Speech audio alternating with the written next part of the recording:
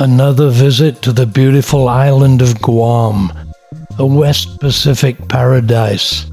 Population 168,000 and only 210 square miles.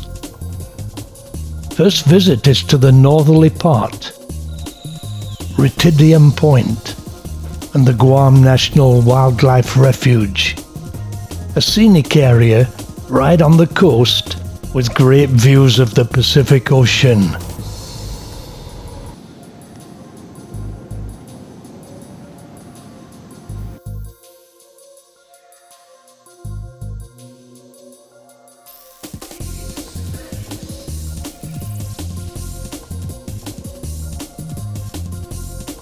We first had a look inside. The sounds of birdsong being recordings, as most of the birds of Guam are no longer here, being decimated by the appearance of the brown tree snake, which arrived from Papua New Guinea at the end of World War II, probably on military planes. So as we go outside, there is silence, as Guam now has over 10,000 brown tree snakes per square mile. Few, if any, birds. They've all been eaten by the snakes. And 40 times more spiders than other islands, because they've not been eaten by birds. But don't let that deter you from visiting. I've visited about 20 times, only seen one spider and one snake. Not surprising, they're nocturnal. The beaches here are great. I didn't have my swimsuit, but I had my camera. I love Guam, maybe because I have many friends here, but also because it's such a beautiful, idyllic place. And there are only 800 people per square mile. Where I live in Hong Kong, it's nearer 20,000 people per square mile.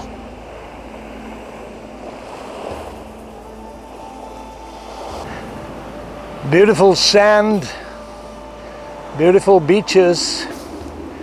This is Guam at its best.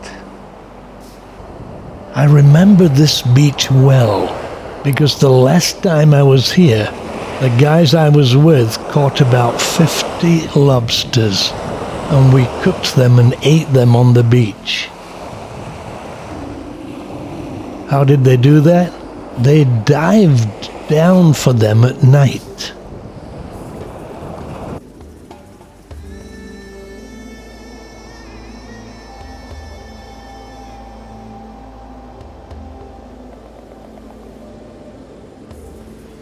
Then we drove back into town. I only had one day, so we needed to make the best of it. Past the Jamaica Grill, my favorite restaurant.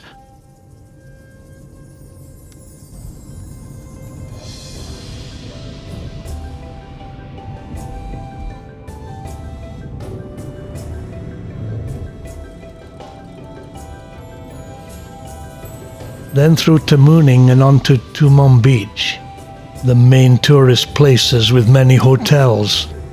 I've actually been coming here for 40 years, and I can tell you things have changed. I'm not sure which version I like best. Shopping is certainly better now. The beach is fun, and Tumon Bay is a great sight. In the distance is Lovers Point. So we decided to visit there. Only a few minutes away, on the cliffs overlooking Tumon Bay, as the sun set. Great views from here, though it is a busy tourist spot. So what is this legend? In the time when Spain ruled Guam, there was a proud family living here. The father was a wealthy Spanish aristocrat, and the mother was the daughter of a great Chamorro chief. Their daughter was a beautiful girl, and one day the girl's father arranged for her to take a powerful Spanish captain as her husband. When the girl discovered this, she was so distraught that she ran away and found a peaceful place on the shore, where she met and fell in love with a young warrior from a Chamorro family. He was handsome, gentle, and with a strong build. When the girl's father learned this, he grew angry and demanded that she marry the Spanish captain at once. So that day at sundown, she ran away to the cliff and met her Chamorro lover. Her father, the captain, and all the Spanish soldiers pursued the lovers to this place. They were trapped between the edge of the cliff and the soldiers. In desperation, they tied their long black hair into a single knot, and after kissing for one final time, leapt over the cliff into the roaring waters below. The story of the two lovers takes place at a significant time in Chamorro history, when the Spaniards had taken possession of Guam. Since then, the Chamorro people have always looked upon the devotion of the two lovers as a metaphor for the resilience of their culture.